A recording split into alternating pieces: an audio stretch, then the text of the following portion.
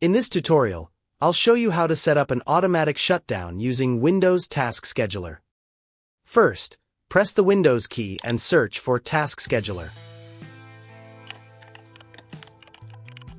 Open Task Scheduler from the search results. Now, on the right side, click Create Basic Task. Give your task a name. For example, type Auto Shutdown. Then click Next. Here, Windows asks when you want the task to run. For this tutorial, I'll choose Daily. Click Next.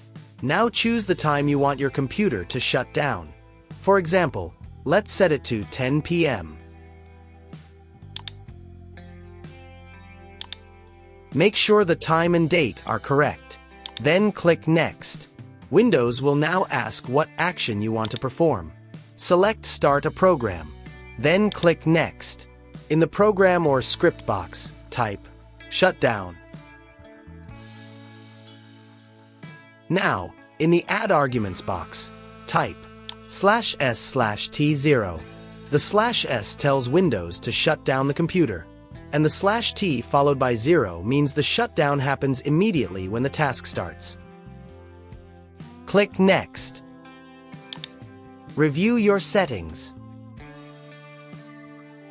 Then click Finish. And that's it.